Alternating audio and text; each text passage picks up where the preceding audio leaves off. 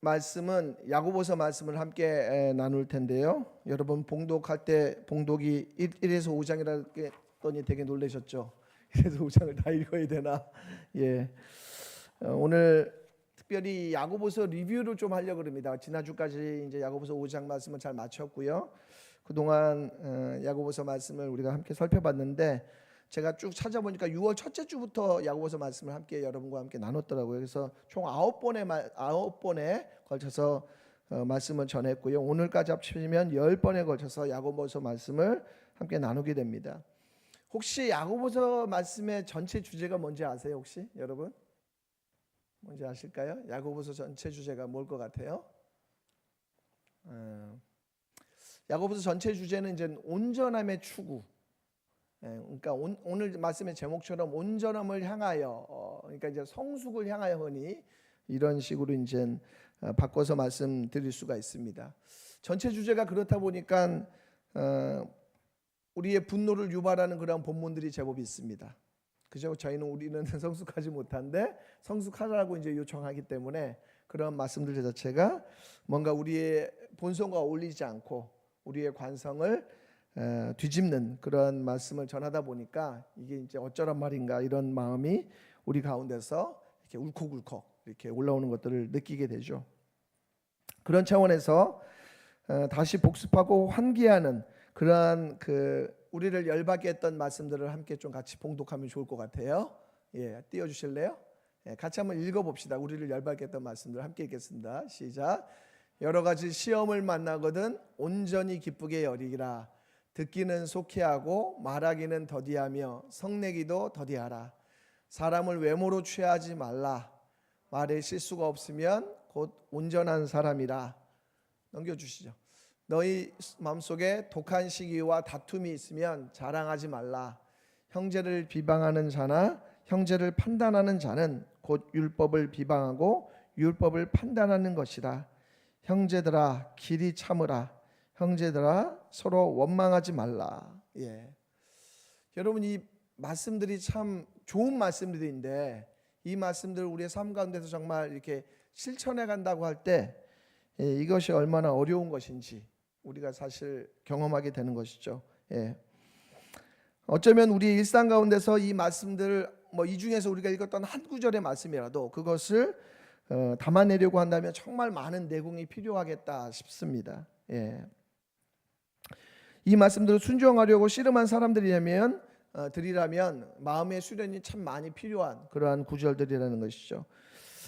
오늘 저는 몇 가지 키워드를 통해서 이 야고보서를 좀 정리하고자 합니다. 지금까지 언급됐던 지금부터 이제 언급할 그러한 세 가지의 키워드의 어떠한 단어들은 이 야고보서에서 많이 반복됐던 자주 언급됐던 그런 단어이자 내용입니다. 첫 번째 키워드는 뭐냐면 바로 지혜입니다. 지혜. 야고보서 1장 5절 말씀을 같이 한번 읽어볼까요? 읽겠습니다. 시작. 너희 중에 누구든지 지혜가 부족하거든 모든 사람에게 후히 주시고 꾸짖지 아니하시는 하나님께 구하라.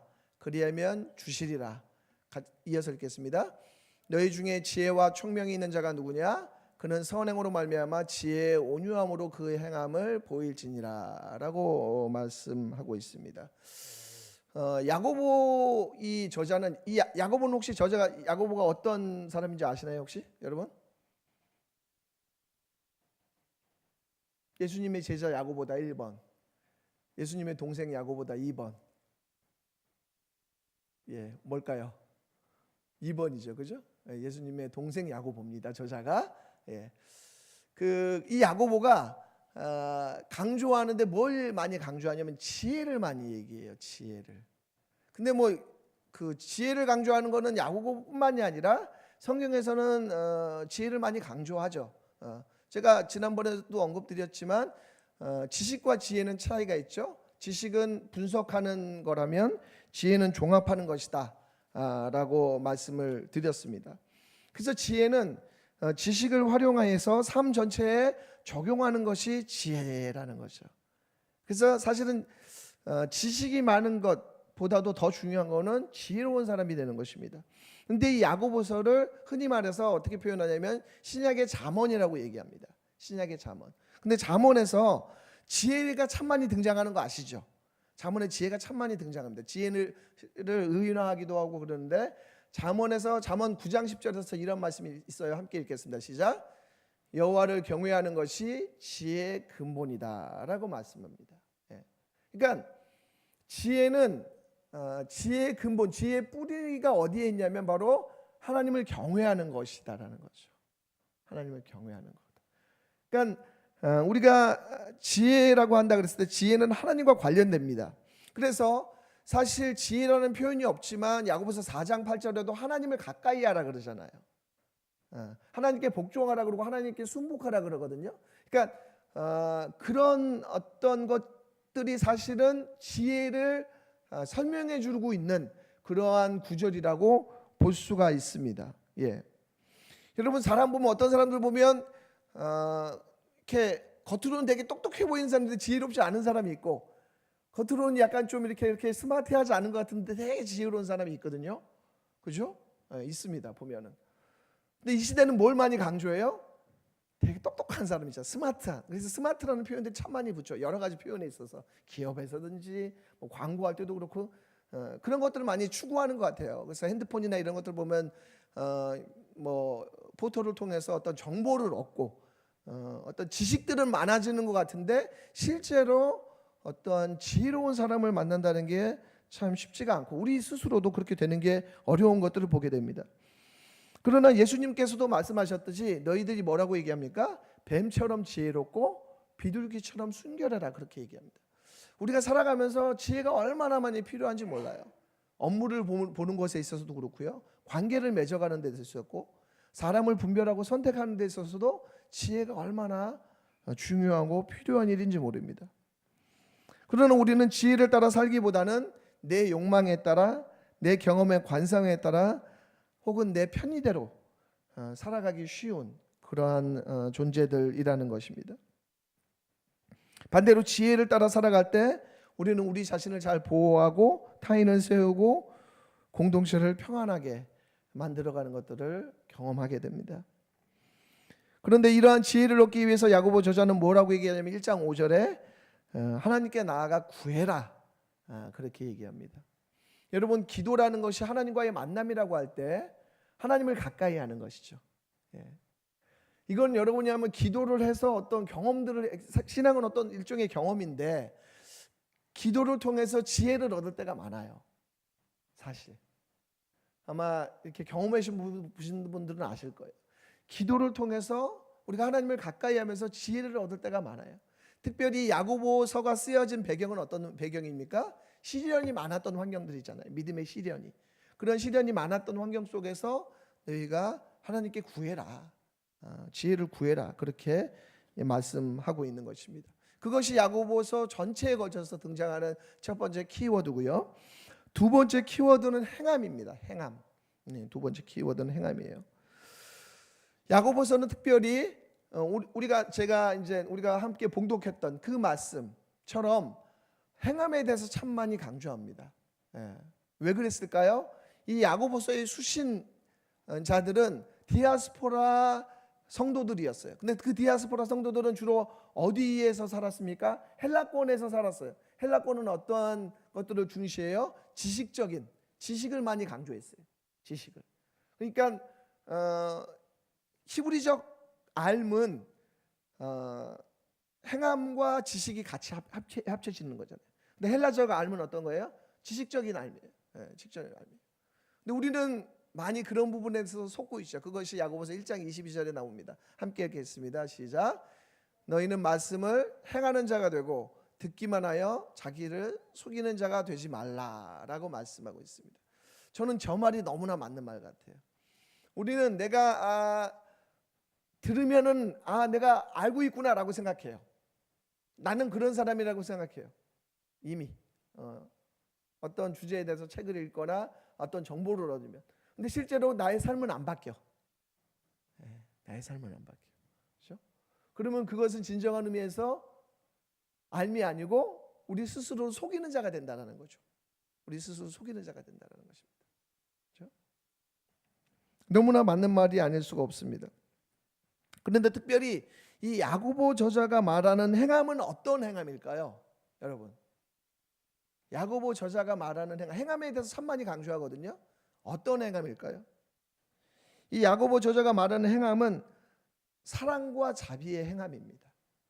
그러니까 이 야고보 저자가 그 어떤 행함에 대해서 쭉 이제 얘기하는 과정들을 쭉 우리가 살펴보면 어떤 교리를 지키는 거, 말씀을 그냥 순종하는 거, 복종하는 거, 이런 차원의 어떤 그런 종교적 행함이라기보다는 훨씬 더 윤리적이고 뭐랄까요, 어떤 구제와 관련된, 약함에 관련된, 또 가난한 자를 어떠한 돕는 그런 차원에서의 어떤 행함을 이야기하고 있는 것들을 보게 됩니다.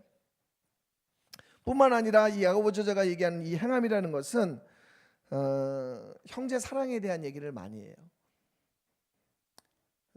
여러분 이렇게 주의 깊게 야고보서를 좀 보신 분들은 알겠지만 이 야고보 저자가 특별히 공동체 안의 분열과 싸움에 대해서 많이 언급합니다. 공동체 안에서 있는 분열과 싸움에 대해서. 그래서 어떻게 얘기하냐면 너희가 서로 원망하지 말아라, 이런 말들 하잖아요. 그리고 싸움의 근원이 어디서 온다고요? 정욕에서 온다고. 그런 얘기들을 많이 해요.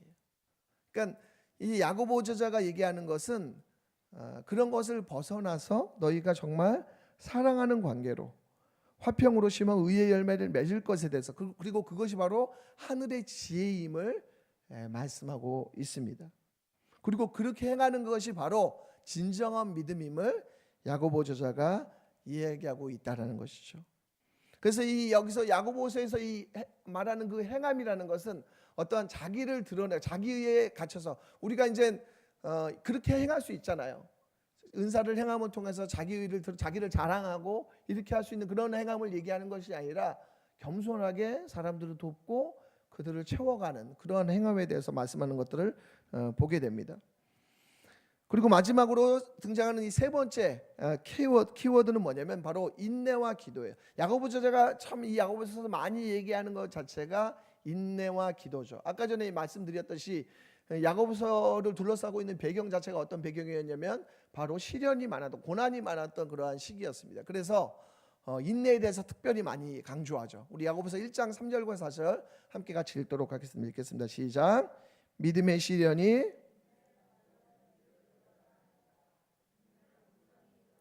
이는 너희로 온전하고 구비하여 조금도 부족함이 없게 하려 함이라. 예.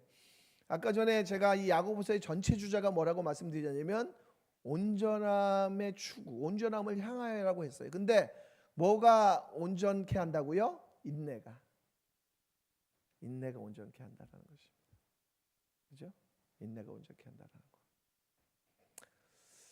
거.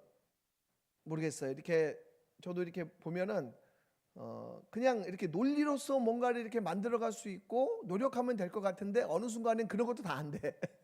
그냥 어떤 면에서 그냥 견딜 수밖에 없는 그런 상황들이 있는 것, 그런 상황들을 대면할 때가 있습니다. 근데 그거는 정말 인내할 수밖에 없는 그런 상황들이라는 거죠. 그렇죠? 이번 주에 이제 윤서가 군대를 갔잖아요, 그죠? 군대를 가서 이제 엊그저께 문자가 왔는데 잘 지내고 있다고 그랬는데. 모르겠어요. 이제 남자들 같은 경우 이제 군대 가서 그런 것도 이제 경험하죠, 그렇죠? 막 안 입고 들어온 그런 상황 속에서 이렇게 인내해야 되는 성질 들어온 그런 것들을 참고 견뎌야 되는 그런 것들 이제 하게 되는데, 아무튼 오늘 말씀에 보니까 이 인내를 온전히 이루는 것, 그것을 통해서 우리가 온전해지는 것들을 우리가 살펴보게 된다라는 것입니다. 속된 말로 오늘날 말로 존버를 배우게 되는 것이죠. 근데 오늘 이 야고보 저자는 야고보서 1장에서 그렇게 그 인내에 대해서 얘기했는데 야고보서 5장을 마무리하면서도 또 인내를 언급합니다. 그러니까 계속 사실 이 야고보 저자가 계속 얘기하고 싶었던 것은 이제 인내였던 것이죠. 야고보서 5장 16절 말씀 같이 한번 읽어볼까요? 읽겠습니다. 시작. 그러므로 너희 죄를 서로 고백하며 병이 낫기를 위하여 서로 기도하라. 의인의 기도는 역사하는 힘이 큼이니라 라고 말씀하고 있습니다. 이 야고보 저자는 인내에 대한 얘기를 하면서 뭐를 꼭 따라 붙이냐면은 기도를 언급시켜요. 기도를 언급시킵니다. 그러니까 인내라는 게 그냥 무작정 이렇게 견디는, 그리스도인에게 있어서, 성도에게 있어서 인내는 그냥 어떤 견디는 것을 뛰어넘어서 하나님과 관계 맺는 기도하는 삶으로 나아갈 것을 언급하고 있는 것이죠. 그러면서 특별히 이 편지의 마무리에서 인내의 본들 선지자들 욥에 대해서 언급하고 또 기도의 어떠한 그 본으로서 엘리야를 소환하는 것들을 보게 됩니다. 지난주에 제가 나눴던 말씀처럼 기도의 세 가지 특징이 있다라고 말씀드렸죠. 혹시 여러분 기억하세요? 기도의 세 가지 특징? 그걸 기억하면 그죠? 쉽지가 않겠죠, 그죠? 기도의 세 가지 뭐였을까요? 첫 번째가 진정성, 두 번째가 뭐였죠? 상호성. 서로를 저기도 나오죠. 서로 고백하며 서로 기도하라라고 나오죠. 저기 이제 상호성을 얘기하는 거예요. 그 다음에 세 번째가 뭐라고요? 보편성.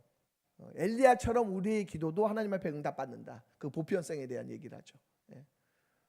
그러니까 기도는 이러한 세 가지 특징이 있는데 그것을 통해서 우리가 이제 기도를 배우는데 이 야고보 저자가 얘기하는 그 기도는 결국 관계하는 기도입니다.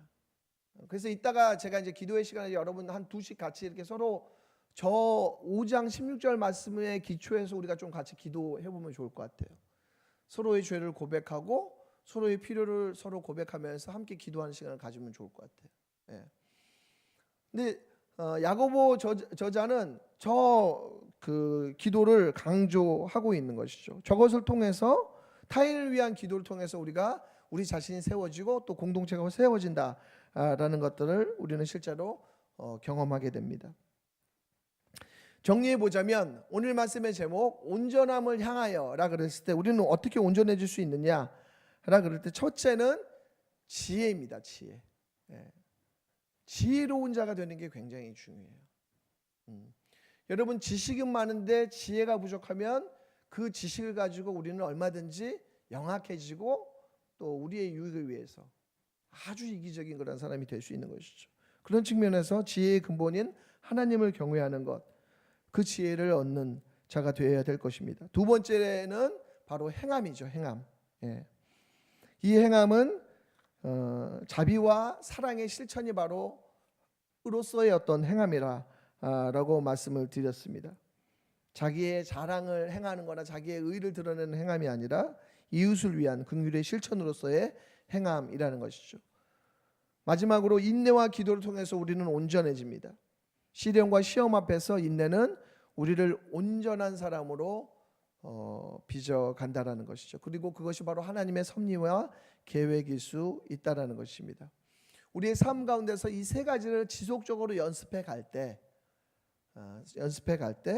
우리는 비로소 온전한 사람으로서 성숙한 사람으로서 우리가 하나님 앞에 나아갈 수 있을 것이라고 믿습니다. 우리 이 시간에 함께 찬양하고 또 좀 기도하는 시간을 좀 더 가지려고 해요. 오늘 그 야고보 저자가 많이 강조했었던 그 내용들을 가지고 야고보도 또 기도를 많이 강조했기 때문에 우리도 그러한 마음으로 함께 찬양하고 또 기도할 수 있기를 원합니다. 먼저 부를